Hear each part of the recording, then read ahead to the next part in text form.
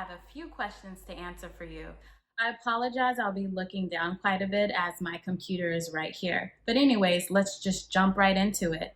So question number one, what kind of physician are you and what type of training did that involve?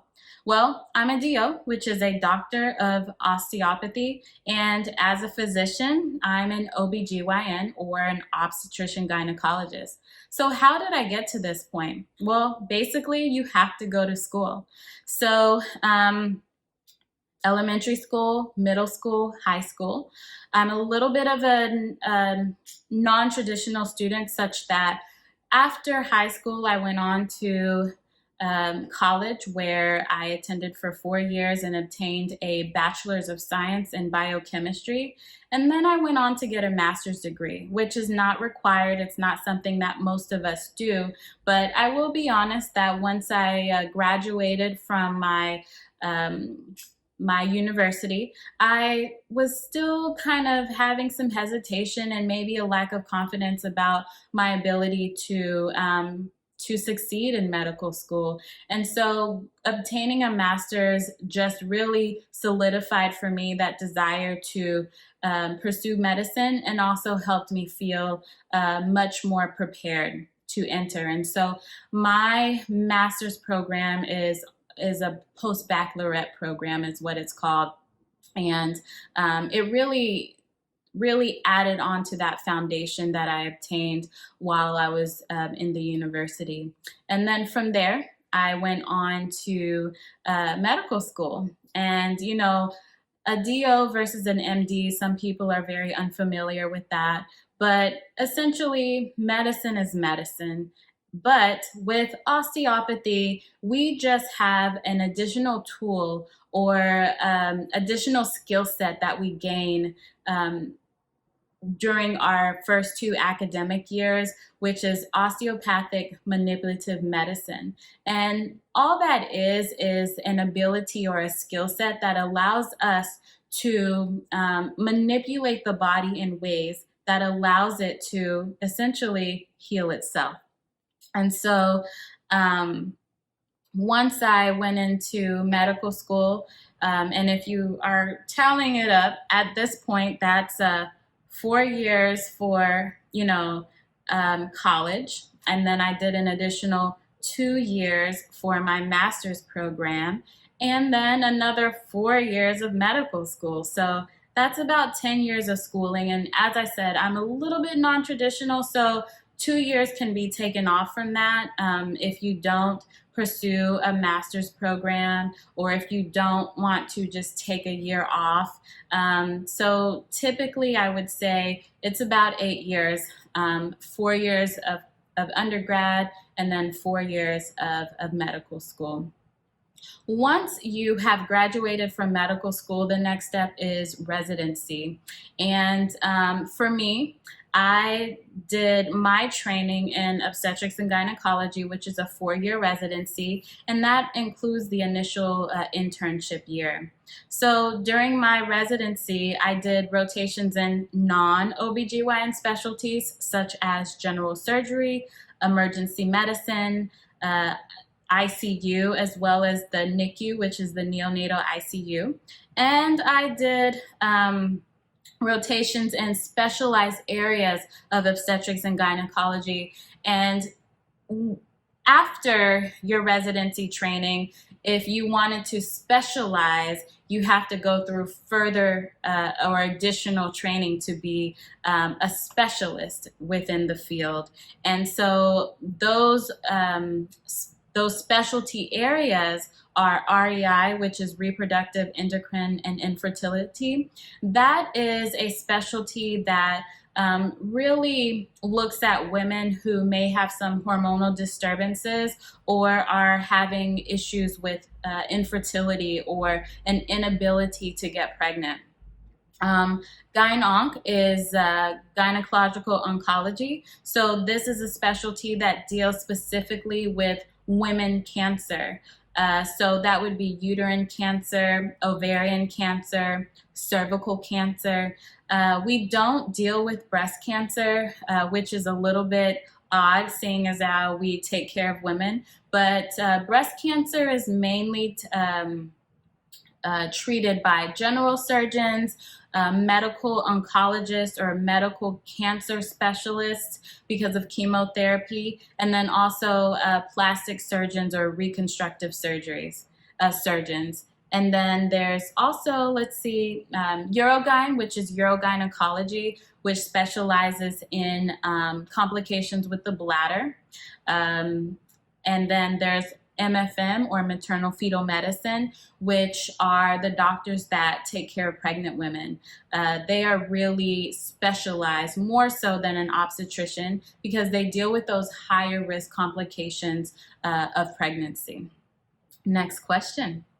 Can you tell us what a typical day looks like for you? Well, I previously practiced full scope OBGYN, which is where you see patients in the office, but then you also work in the hospital.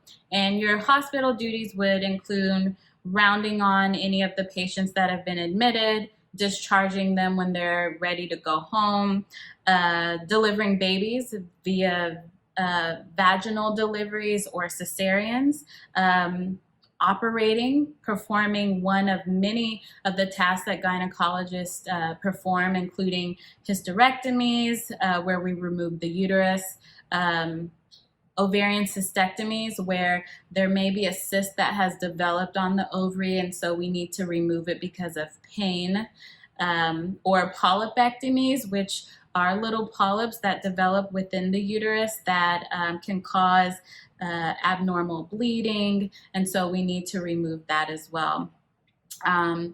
So as a full scope practitioner, you're working outpatient or in the office, and inpatient in the hospital. So you have an opportunity to develop a continuity of care with patients, and it allows you to develop a long-lasting relationship.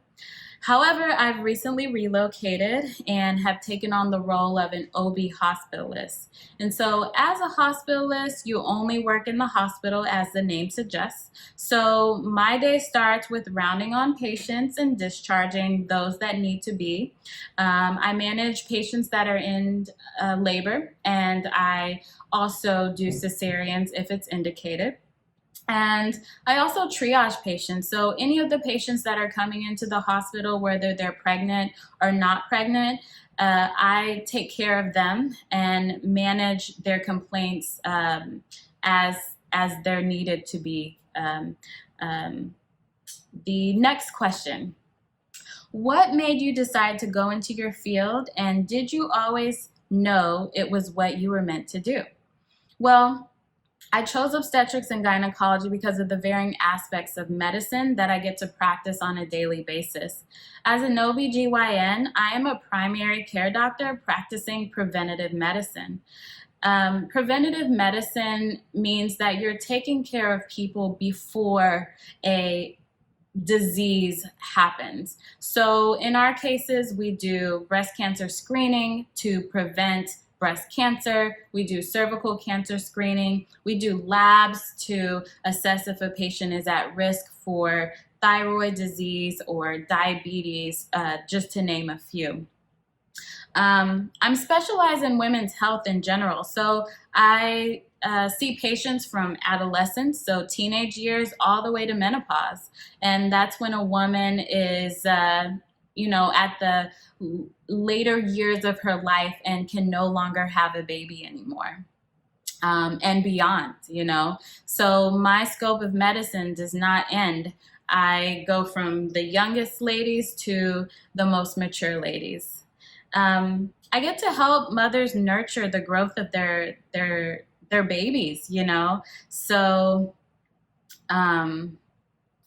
I'm helping women throughout the course of their pregnancy to make sure that they can have a healthy pregnancy and a healthy baby and be healthy themselves at the time of their delivery. And delivery, that's the most miraculous part of many of us lives, as women, to become mothers. And so just to be present at such a joyous time, it's a very rewarding thing for me as a physician. Also, I mean, because I'm a gynecologist, I get to operate. And so I get to help women who are suffering from conditions like chronic pelvic pain or abnormal uterine bleeding or miscarriages. And so it's a very, very rewarding specialty. Now, I'll be honest. I went into medical school wanting to be a pediatrician. I'm sorry, to do pediatrics. And the great thing about medical school is that it exposes you to different specialties of medicine and gives you an opportunity to really choose what's your best fit. I didn't think surgery was going to be for me, but as you can see, I really enjoy doing surgery. So I found the best fit for me. Next question. What courses in college or high school did you find most beneficial in preparing for your career path? Well, in high school, I took a healthcare professionals class, which gave me exposure to the different departments of the hospital. I had the opportunity to go to the lab, to the rehabilitation and physical therapy department. I went to a dialysis center, to a nursing home. I got to be on the floor with the nurses to kind of see what it's like to be in the hospital. I volunteered in the hospital. I got to take a CPR class. And, I also had exposure to the sciences with my electives while I was in school. So I took chemistry and physics as well as anatomy and physiology. In college, I majored in biochemistry and I was also on a pre-med track. But truly, you can major in anything that you want to, whatever interests you while you're in college. But you will need to be on a pre-med track to ensure that you get all the majors and your basic science courses that are prerequisites for medical school. Next question. What extracurricular activities did you participate in outside of your regular coursework?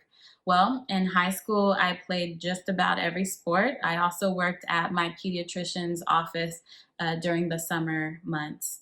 In college, I had a work study job and I worked at Target. I enjoyed collegiate sports, so I went to as many games as I could. I was an active member of several student organizations. I volunteered at a community center and served as a step coach or a coach for a step dance team. And I also pledged and joined Delta Sigma Theta Sorority Incorporated. It's also important to remember to maintain a good physical and mental health. I talked about being a well-rounded student, but you need to be a well-rounded being. And we can't just be focused on school, school, school, school, school. So it's important that you keep your physical health with getting some activity and exercise in, and your spiritual health. So I attended church regularly. Next question. How did you maintain focus to study and prepare for your exams and other coursework in your professional school? Well, it's definitely important that you know your study style and what works best for you. I am very much an individual studier. So it was important for me to listen to lectures, read, take notes, and then review.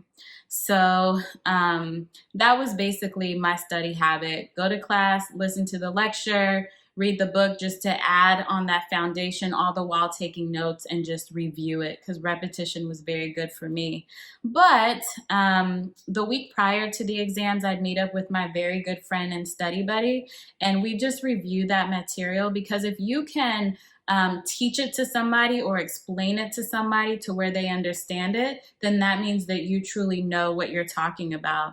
And so that type of study group allowed she and I to both recognize the weaknesses in our knowledge and the deficiencies that we had so that we can then go back, study it a little bit more thoroughly and be more prepared for the exam. But I think ultimately in professional schools, when you get to this point, it's just plain and simple that you've matured and you're just more focused. I mean, I paid a high price for this education. Student loans are real. And so truly just accomplishing the goal was and is your biggest motivator. Next question. What are some key points you want the audience to take away from this video? Well, For those of you who are still in high school, I commend you for using this platform to enrich yourself and get some guidance in your pursuit for your career desires. But one thing I'd like to say is, really truly consider taking those AP and dual credit courses. They really give you an opportunity to go into college with a great foundation of credits. Because as you go through, you may encounter some more difficult classes. And so having or going into college with some credits already, that can help to cushion your GPA if you maybe encounter some of those more difficult classes and you're not getting the A's that you're used to. But taking AP courses and dual credit classes really can save you money on tuition ultimately, because those are credits that you don't have to pay for, or classes that you have to take when you've matriculated or entered into college. With your basics out of the way, it gives you an opportunity to have a little bit more flexibility, because you can take classes that you are interested in. You can maybe even do or have a minor. And so it just gives you an opportunity in that way. And also, you may even have an opportunity to graduate a little bit sooner. Another thing is, my university offered a study skills class for freshmen, and I didn't know about that when I was a freshman. It's something I learned about a little bit later and wish I knew about it. But that transition from high school to college can be a little bit difficult. And so a class like that can really be helpful to help you understand what your study style is, and just to better prepare you to excel, in your classes and with your exam taking skills.